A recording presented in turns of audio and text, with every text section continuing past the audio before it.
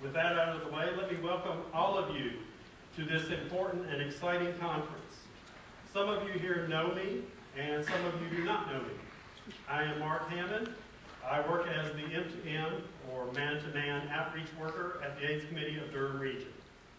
I have been involved with LGBTQ issues since the early 1980s, when I served as chairperson of the Blue Ridge Lambda Alliance, which was a gay, social, and political organization in Lynchburg, Virginia, in the United States. We were very much pioneers in that part of the world at that time, and we had a very small group of out folks who participated. If 20 people attended our meetings, that was a big turnout. And our monthly social cabarets drew a slightly larger crowd of about 30 to 60 people. One of those members was a then young man named Peter Santini. Peter worked as a nurse at one of the local nursing homes. At almost every meeting, Peter would say, "We need to think about gay and lesbian seniors because they exist, and this is going to become a major issue in the future." As most of us were in our 20s at that time, we'd shake our heads in agreement, and then we'd talk about how we could change society to simply tolerate us. Acceptance was at that time in place only a distant dream. So aging LGBTQ issues just didn't seem that important at that time. Peter's words, though, have echoed in my mind throughout the years, especially in more recent years, as I now stand before you as a 51-year-old HIV-positive gay man living with an AIDS diagnosis.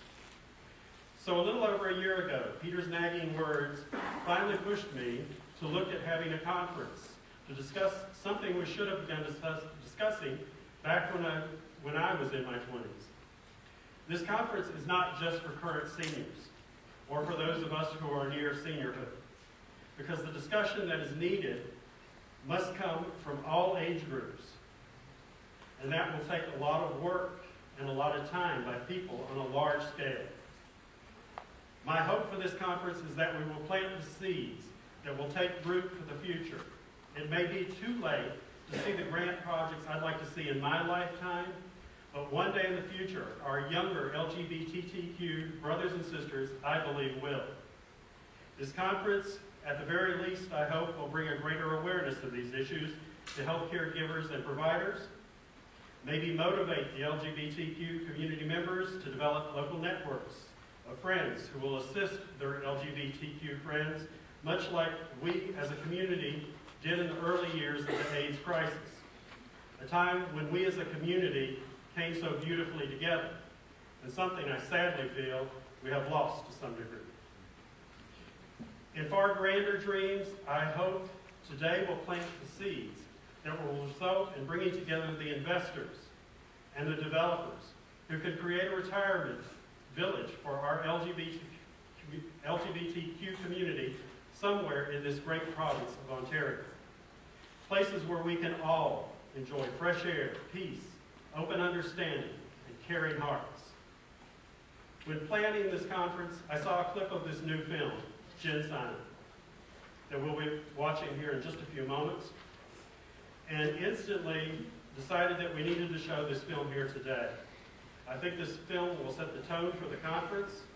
Stu Maddox, the producer and director, has graciously agreed to join us via Skype after the showing, and he'll talk and he'll answer any questions you might have about the film. We have several amazing workshops and sessions planned for you today, and we have a panel of folks who will talk about their own concerns around aging as LGBTQ. We'll hear about how a growing number of LGBTQ citizens are moving into rural areas for a quieter retirement, and the future challenges that poses in a still largely heterosexually dominated society. We'll hear about aging with HIV and how HIV can age a person prematurely. The issue of seniors becoming infected with HIV as a growing issue may even come up. At the end of today, I hope we will begin moving further ahead on this matter that should have been a concern for all of us. And my old friend Peter, his words of concern from years ago will at last find fertile ground. Now, in planning today's conference, I wanted someone who could act as a professional master of ceremonies. I found that this individual was hosting a weekend radio show aimed at an over 50 crowd on Proud FM, and said to myself, this is the right person. But I wasn't sure that he'd be willing to come out here to Durham to do it.